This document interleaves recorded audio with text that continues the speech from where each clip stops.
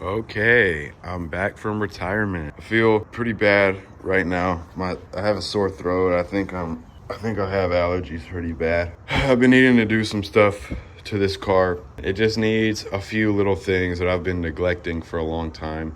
Actually, y'all have not seen this hood yet. So new hood, no dents in it. Sanded it all down. There were a few dents, but I sanded it down, a new body filler, and painted some flames on it. Looks pretty cool, I think. I also got a gas cap and a trunk. I know the paint match isn't very good, but you know, it doesn't have to be perfect. It looks way better than these. Look at all the dents in this.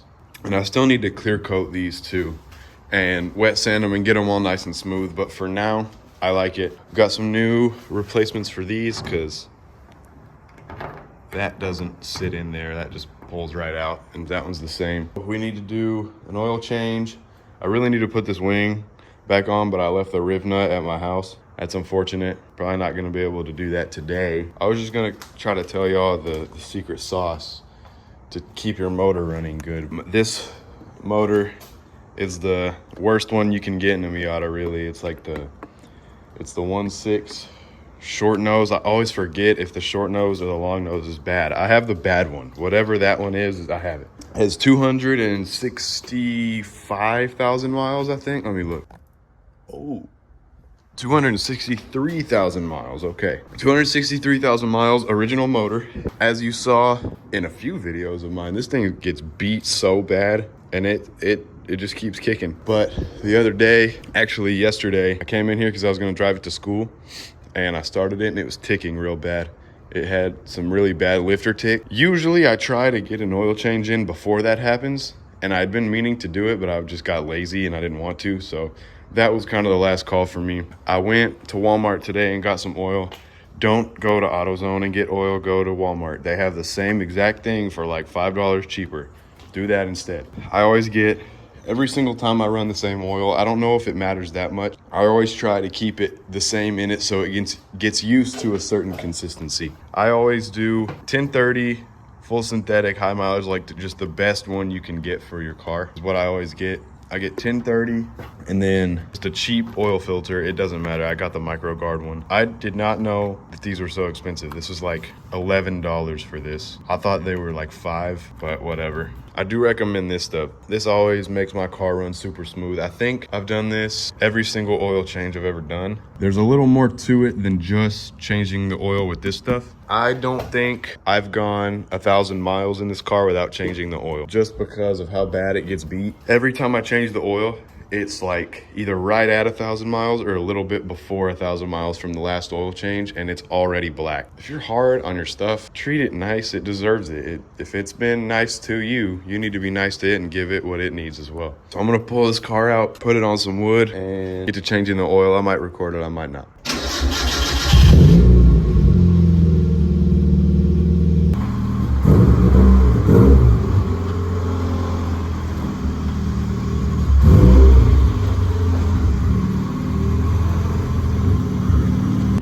Kind of unrelated, but don't get this stuff. This is clickbait. It doesn't taste like it looks. It's very like bitter, and if you have a sore throat, it makes it 10 million times worse. So don't get this in general, and definitely don't get it if you have a sore throat. It makes it way worse. Woo! Can't do that because my throat hurts. I went to Odessa. Oh my god. I went to my hometown. Oh my god. I went to my hometown for Thanksgiving, and I left this car here for like, what is that, a week? Yeah, about a week. Haven't seen it outside in like a week, so this is cool. Every time I see it, I'm like, oh man, this thing is cool. And then I forget how low it is. That's pretty low, man. I'm doing pretty good. Why is that other side so much lower? Someone explain that one to me. Let me test air pressure real quick. Hold on. I really thought I was balling being that low, but I think something's wrong. So I don't know. I think I just jinxed myself. What the heck? Are you for real? Oh my god, never mind. All right, that says 40. I know you can't see it. That's what I put them all at. Let's see what this one is. No, it's right at 40. I think it's just at a weird angle, really. But look at that.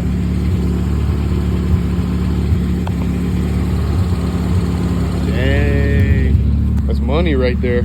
All right, I'm gonna pull it up on wood now and quit wasting my time.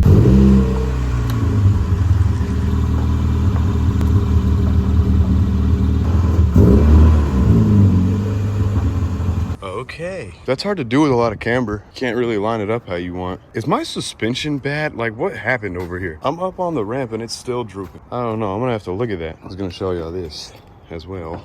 Check it. Wish Hood at Wish Me Death on Instagram. He's really cool guy, helping out a lot actually. Yeah, I'm gonna get started on this oil change. I'm gonna put it on jack stands because I still can't get under there, I don't think. I'm gonna dump the old oil back in the jug and throw it in the ocean somewhere where a bunch of fish will consume it. Slight issue, I jacked the car up right there and the hole fell all the way off this. How does this happen? Well, round two, I guess. Car's up in the air and I didn't kill anybody, so I'd say that's a win for me. How to do an oil change. Oh yeah. That off. See, it's black already, it needs it. I guess I need to wait for it to cool off. See this filter placement? Why did Mazda do this? It goes straight into the subframe. All the oil that you could ever want pours right there. Subframe and steering rack. Okay, the oil's draining. I didn't get the actually pulling the plug out on camera. As you can imagine, that would be pretty difficult. I want y'all to look. I spilled a ton of it on the ground because I'm an idiot. I can never figure that out, but look at this. See how black it is? I changed it in August before a drift event. It's November and I've driven it like to the store and 2 drift events and that's it, and it's black. I usually would do it one right before a drift event, you know, to have a fresh oil change in it, and then right after the drift event. So if I want to drive it on the street during the hard driving of the drift event, some contaminants get in it, like say something does go wrong and some metal shavings are in there, need to get all that out before you drive it again, just to have a fresh clean slate every single time. You don't want any contaminants being in there from last time or really at all. So you should try to get as much of that out as possible. All right, fresh oil change in here. I poured some of the oil that came out of this car into this. Y'all remember this, right? I was telling y'all not to buy it. This was clear. This right here is no more than 500 miles. You know, now that I think about it, there probably something is wrong with that to make it do this. I bet my rings are leaking. This is why I change it so often, because this is pitch black. Hello, everybody. Changed the oil. What was that? Last night, I think, is when those other clips were recorded. Or was that 2 days ago? Yeah, that was 2 days ago when I recorded those clips. So I've been daily driving it. I drove to school and I drove it about 30 minutes to go look at another car, and it's been doing good. I just remembered that I didn't record an update clip after I did everything. Still doing a little ticking sometimes, which is kind of confusing me. I don't know why it's doing that. I'm now at the car wash. Still feel really bad. That's why I talk like this. Please try to ignore it. I haven't washed the car since I did the flames on the hood, so I'm kind of nervous to see what that looks like. I did some wet sanding and it ruined everything and made the clearness go away. So I'm gonna have to clear it. Me again. Been a few days since the last clip was filmed. I decided to go ahead and do a little alignment because I've noticed that this wheel and that wheel have a little bit too much camber than I like. I need the best contact patch possible so it can be easier on tires. I think I've got it pretty dialed. Like, that is pretty straight to me. Fitment's pretty good. I just did this the other day. These little dice that are in the place of my windshield washer sprayers. I think that's pretty cool. I have new curb feelers for it that I'm about to put on. I might be the worst person to ever attempt YouTube of all time. I've done a lot of stuff to this over the past few days that I just totally forgot to record or made the conscious choice to not record. I'm gonna give you a little rundown. Okay, so y'all saw the oil change. I don't know if you've seen these yet. I had these before and I didn't mount them right, so they came off on the highway, but now these things are solid. Got them double bolted. I could pretty much pull my bumper off with these things. Y'all have seen the flame hood probably, but I just clear coated it and put it back on. It's dirty, but you get the idea. I painted the gas cap, cleared it as well.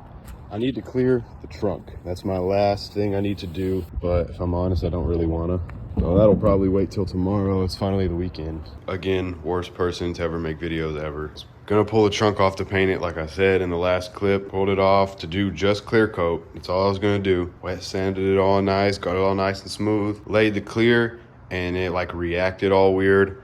And there was a bunch of weird spots in it that bunched up. I don't know. Put the 40 grit on. took all that off. I'm about to go over with the 80, then the 320. Then I'm gonna have to go buy more blue paint tomorrow, and then go buy, actually, I'll probably prime it tonight with the primer, and then go buy blue paint tomorrow, and then clear it again, and then clear it again. This was supposed to be like an easy little 15-minute project, but you know how that goes. Hello, everybody, I'm back. I did the primer, primed it, took it all down. Actually, I said that backwards. I took it all down, got it to 320, then primed it, did this black undercoat. Right now, I'm trying to get everything symmetrical so I can start doing kind of like a tramp stamp kind of thing on here, like all the old lowriders and stuff. Hopefully, I'll be able to get both sides pretty even. In all honesty, I'm not too worried about it. I do want to do it the right way, of course, but if it's off by a millimeter or two, that's okay. I'm really just gonna freestyle it kind of off the top of my head. So once I get to a stopping point, I'll probably update y'all again. I've kind of got to a stopping point here. I decided to change up the design a little bit because I didn't like how straight everything was in that other one that you can see from the tape residue. I didn't really like how that looked too much. I went for a way more lowrider style. This is hard. It's very hard to stay symmetrical, and yeah, kind of all of it is just tough. And I'm still gonna have to go back with a razor blade and get all these edges perfect, which is gonna be even harder probably. I'll get back with y'all probably once it's done, but maybe I'll have another update. I'm not sure yet. Okay guys, I kind of skipped ahead, but I'm out for a drive. It's Sunday, and this is the finished product of the lowrider tramp stamp kind of thing. It's all done, it's clear coated. I am kind of disappointed though because it wrinkled up really bad. It had a reaction with the clear coat, and I don't know what happened up here. But from here, looks pretty cool. I'm okay with it. It's not, you know, perfect or anything, but pretty cool view. I've just been kind of driving around. I don't really know where to go. I think the last time I did this, I went to the other side of the lake. But yeah, I'm gonna probably go try to find some food or something. I just wanted to update y'all on this. It's done-ish. It's not perfect, but I'm gonna leave it. So, if you made it to the end of this, thank you. I know this is probably kind of a boring video, but I need to upload something. So I'll see y'all later.